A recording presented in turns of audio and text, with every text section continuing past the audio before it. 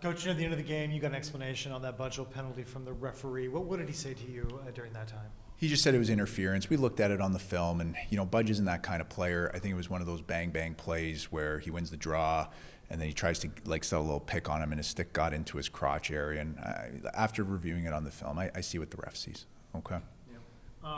So you've gotten close, very, very close twice now, defeating Toledo. Going into Friday's game, what has to change for you guys to go over the hurdle?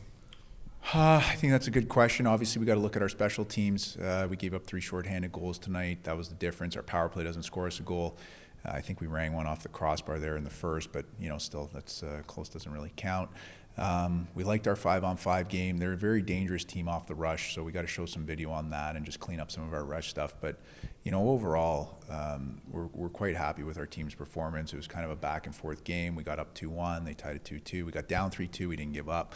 I was happy for Bajkov. Obviously, in his first game, he gets a goal. Really, really happy for him. Obviously, with the relationship that I have with him, and again, they're a heck of a hockey team. And again, I think this is just an opportunity for us as a group to realize we're right there, but we got some stuff that we got to still fine tune and improve on. Speaking of Bajkov, you have the trade with Rapid City for him and Hoffman. Am I correct in assuming that's an attempt to get some more experience on the roster, sending Leopard and Pauls to Rapid City?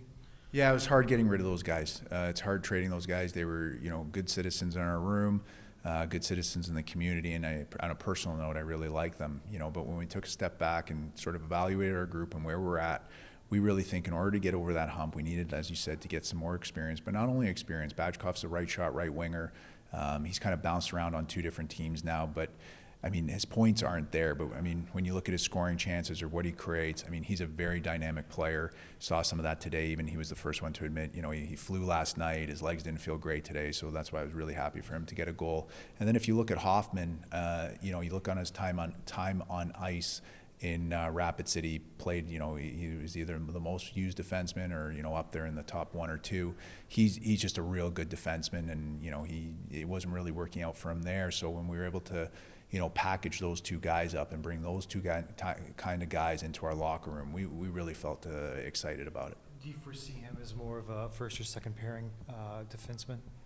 We're really lucky here. We lost Stodiker today. Hopefully it's not too serious.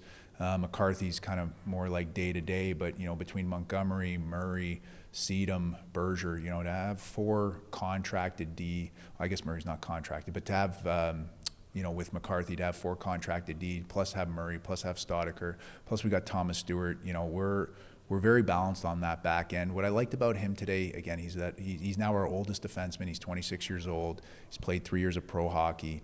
He makes calm decisions with the puck. He puts himself in good areas. He distributes the puck well. He's hard to play against. He's got that snarl to his game. I thought he had a real calming influence on our group, and that's something, again, that we really valued. You mentioned Montgomery and Berger. They seem to be very busy tonight. They activated from the blue line a lot. Was that part of the plan, or just kind of given the green light? We've been working with the D on trying to, first off, get their shots lower on the net. Okay, the shots kind of rise high, and they're just not as typical for our players to make plays on them when they're that high and they come that hard. With regards to Berger today, he was really feeling it. I thought in the first period, you probably had our 3 or 4 best scoring chances. Kind of missed the net on all of them, but when you're picking corners or, trying to make, fine plays, you're not always going to hit your spot. But I thought he was really good for us tonight. Monty, Montgomery's a pretty awesome guy. He's this physical specimen. He's 6'5". He's probably 225 pounds. He's all muscle.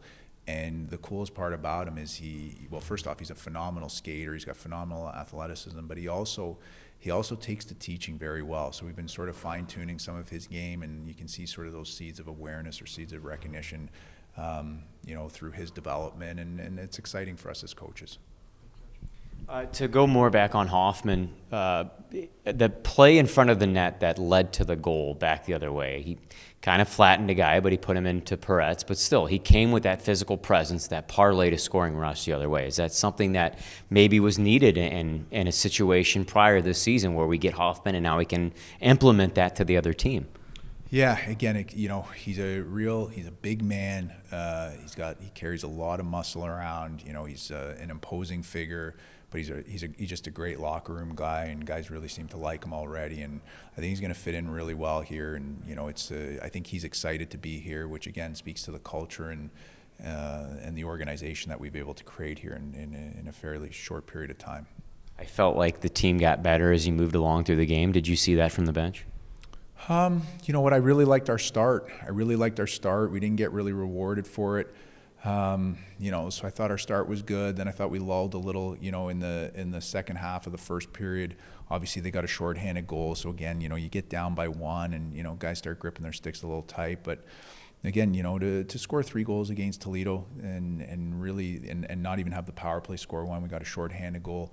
I thought our guys played well, and again, it's to get guys back in the lineup, and for the most part, we were able to roll 4 lines and have 12 forwards and not have a D play forward. All of a sudden it gives us some depth, and it gives some other guys some rest, and then we can really like wave after wave after wave. We can kind of push the pace. So hopefully our guys can stay healthy and guys can stay here, and we can get a bit more stuck in on the details and the structure, and then we'll see how this the second half of the season goes.